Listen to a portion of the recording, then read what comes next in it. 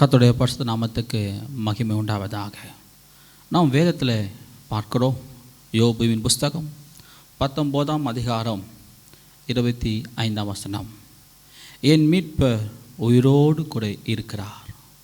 பிரியமான தேவஜனமே, யோபு சொல்லுகிறார், என் மீட்பர் உயிரோடு கூட இருக்கிறார். அவனுடைய வாழ்க்கையில் எல்லாம் மரித்து போனது. பிள்ளைகள் மரித்து போனார்கள். அவனுக்கு இருக்கிற விலங்குகள், ஆடு மாடு ஒட்டகங்கள் எல்லாம் மரித்து போனது. அவன் வாழ்க்கையில் எதிர்காலங்கள் மரித்து போனது. அவன் வாழ்க்கையில் எல்லாம் மரித்து போனாலும் அவனுக்கு ஒரே ஒரு நம்பிக்கை இருக்கிறது, என் மீட்பர் உயிரோடு இருக்கிறார். பிரியமான தேவஜனமே, இந்த நாளிலும் கூட நம்முடைய வாழ்க்கையில் இப்படிப்பட்டதான சூழ்நிலையில் நாம் கடந்து வந்திருக்கலாம். ஒருவேளை ஒன்றுமே இல்லாமல் எல்லாம் இழந்து போன நிலைமையில் இருக்கலாம், எல்லாம் மரித்து போன நிலைமையில் இருக்கலாம். ஆனால் நமக்கு ஒரே ஒரு விசுவாசம் வேண்டும், என் மீட்பர் உயிரோடு இருக்கிறார் என்ற ஒரு விசுவாசம்.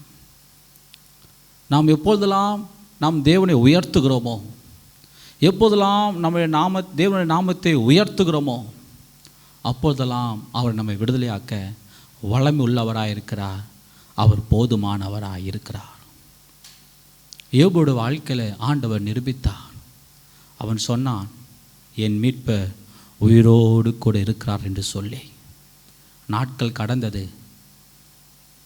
அவன் சொன்ன வேத வார்த்தையின்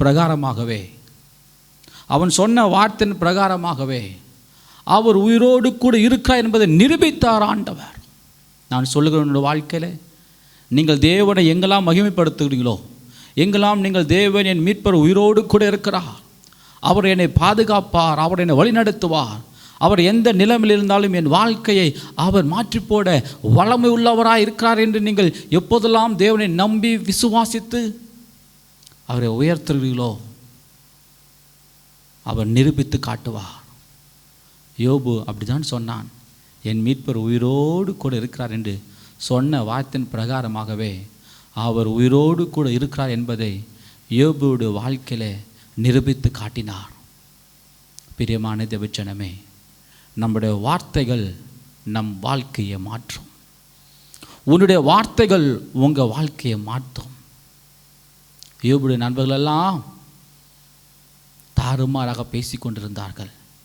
ஆனால் இவன் சொன்னது, என் தேவன் என்னை கைவிட மாட்டார், என் தேவன் நடத்த வல்லமை உள்ளவராக இருக்கிறார், போதுமானவராக இருக்கிறார். நான் சொல்லுகிறேன், நீங்கள் எதை விசுவாசிக்கிறீங்களோ அப்படியாகவே ஆண்டவர்களுக்கு கொடுக்க வல்லமை உள்ளவராக இருக்கிறார். எந்த சூழ்நிலையிலும் எந்த நிலைமையிலும் நீங்கள் சோர்ந்து போகாதிருங்கள். ஏனென்றால் உன்னுடைய மீட்பர், என்னுடைய மீட்பர், நீயும் நானும் ஆராதிக்கிற தேவன், அவர் சர்வ வல்லமுள்ள தேவனாய் இருக்கிறார். அவர் நிரூபித்து காட்டுவார். அவர் இன்றைக்கும் உயிரோடு கூட இருக்கிற அவர் நிரூபித்து காட்டுகிறார்.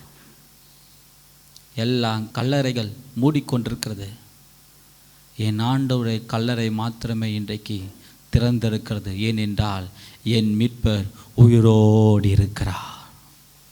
பிரியமான தேவஜனமே, நம்முடைய வாழ்க்கையில் நெருக்கங்கள் வரும்போது, பிரச்சனைகள் வரும்போது நமக்கு ஒரே ஒரு விசுவாசம் வேண்டும். எது எப்படி இருந்தாலும், யார் எப்படி இருந்தாலும், என் நிலைமை எப்படியாக இருந்தாலும், எனக்கு ஒன்று மாத்திரம் தெரியும், என் மீட்பர் உயிரோடு கூட இருக்கிறார். உன்னையும் என்னையும் அழைத்த தேவன், உன்னையும் என்னை உருவாக்கின தேவன், உன்னையும் என்னையும் வேர்பிரித்து அவர் மகனாக அவர் மகளாக உன்னையும் என்னை தெரிந்து கொண்ட தேவன், அவர் சர்வ வல்லமுள்ள தேவனாக இருக்கிறார். நம்முடைய வாழ்க்கையில் ஒரே ஒரு நம்பிக்கை தான், என் தேவன் எனக்காக இருக்கிறார், அவர் எனக்காக யாவும் செய்து முடிப்பார். நான் அவரை மாத்திரம் நம்புவேன், அவரை மாத்திரம் விசுவாசிப்பேன். அவரால் கூடாத காரியம் ஒன்றுமே கிடையாது. நான் ஒன்று சொல்லுகிறேன்.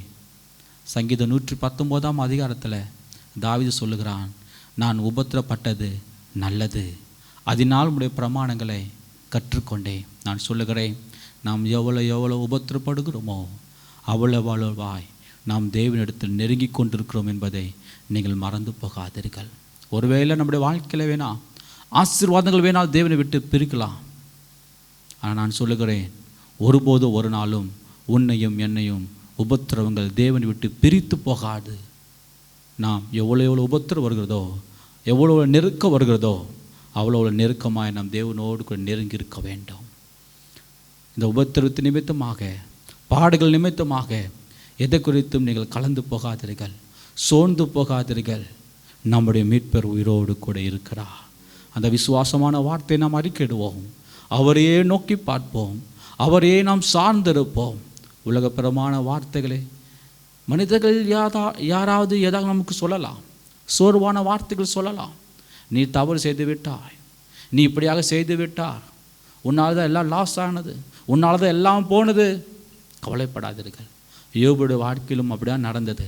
அவர் நண்பர்களெல்லாம் கூடி சேர்ந்து ஒன்றாக அமர்ந்திருந்து அவன் எடுத்து சொல்லுகிறார்கள், நீ என்ன செய்த, அதனால தான் உனக்கு எல்லாம் நடந்தது, உன் பிரச்சனை காரணம் நீதான் என்று எல்லாரும் அவனை பற்றி அவதூறாக சொன்னாலும் அவனுக்கு ஒரு நம்பிக்கை இருக்கிறது. எப்படி ஆனாலும் எனக்கு ஒன்று தெரியும், என் மீட்பர் உயிரோடு கூட இருக்கிறார். சோர்ந்து போகாதீர்கள், கலங்காதீர்கள். அவர் ஒரு நாள் நிச்சயமாய் உன்னுடைய வாழ்க்கையும் என்னுடைய வாழ்க்கையை மாற்றி போட வல்லமுள்ளவராயிருக்கிறார். உன் வாழ்க்கை மாற வேண்டும் என்றால் உன் வார்த்தைகள் மாறப்பட வேண்டும். இக்கட்டான சூழ்நிலையில் நீ தேவனை துதிக்க வேண்டும், இக்கட்டான நேரத்தில் தேவனை உயர்த்த வேண்டும். சொல்லி பாருங்கள், நெருக்கத்தில் கர்த்தரை உயர்த்தி பாருங்கள். எங்கெல்லாம் நீங்கள் தோல்வியான வார்த்தைகளை கேட்குறீங்களோ அங்கெல்லாம் சொல்லுங்கள், என் மீட்பர் உயிரோடு கூட இருக்கிறார், அவர் நிச்சயம் என்னை விடுதலையாக்குவார். போராட்டங்கள், பிரச்சனைகள், அவமானங்கள், கடன் பிரச்சனைகள், நெருக்கங்கள், தேவைகள், இவை எல்லாவற்றிலும் நாம் ஒன்று சொல்ல பழகிக்கொள்ள வேண்டும்.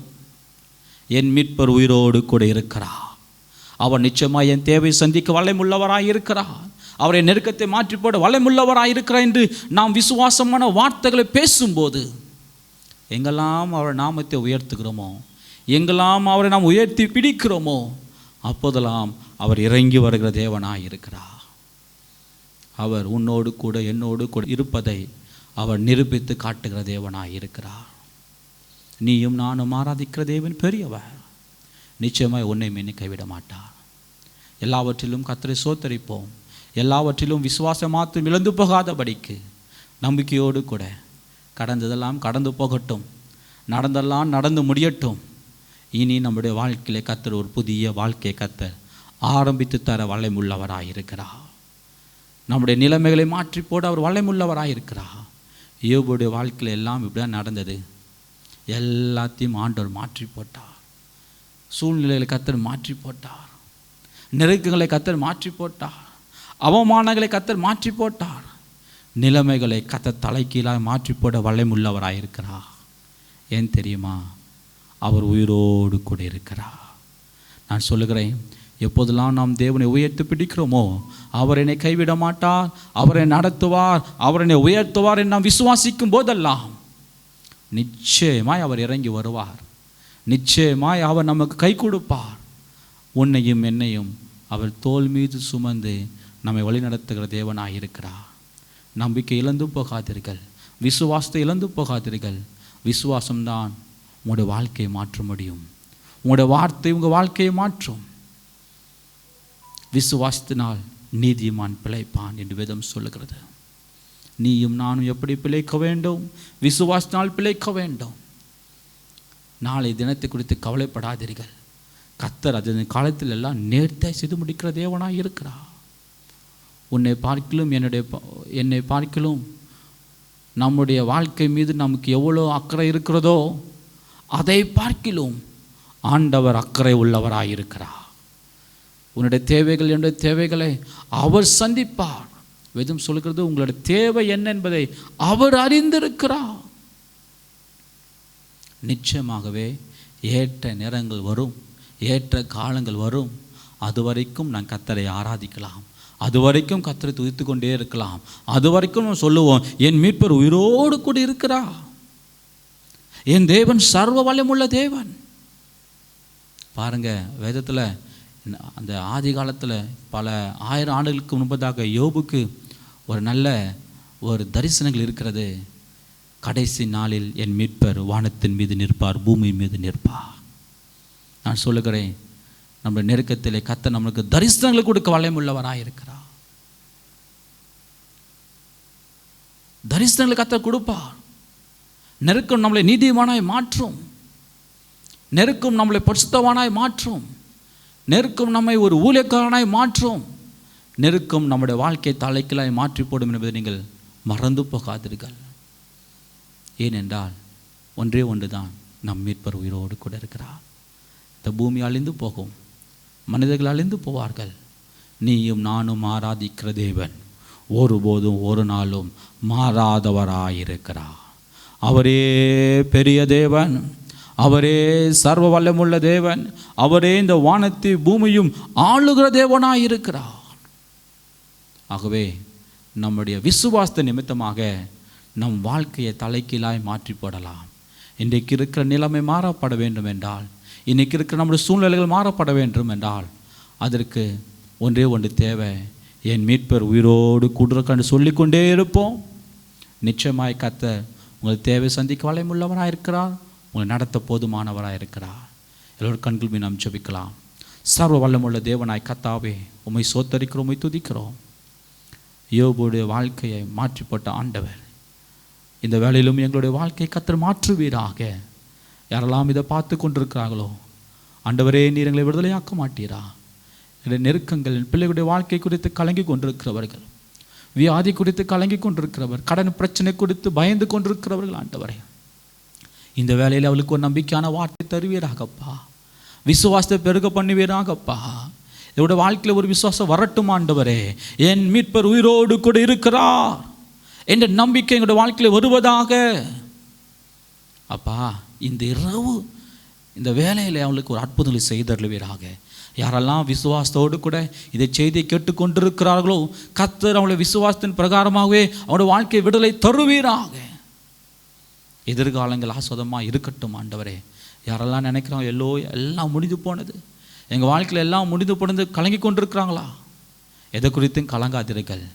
உன்னுடைய மீட்பர், என்னுடைய மீட்பர் உயிரோடு கூட இருக்கிறார். அவர் நிச்சயமாக உங்களை ஆஸ்வதிப்பார், உங்களை பெருக பண்ணுவார். எதை குறித்து கலங்கி போகாதீர்கள். கர்த்தர் உங்களை ஆஸ்வதிக்க வல்லமையுள்ளவராக இருக்கிறார். அவர் உங்களுடைய வாழ்க்கையை பொறுப்பெடுத்துக் கொள்வார். அவர் நேற்றும் இன்றும் என்றும் மாறாதவர். நிச்சயமாக உங்களை ஆஸ்வதிப்பார், வழி நடத்துவார். ஜெபிக்கிறோம், துதிக்கிறோம் நல்ல பிதாவே, ஆமென்.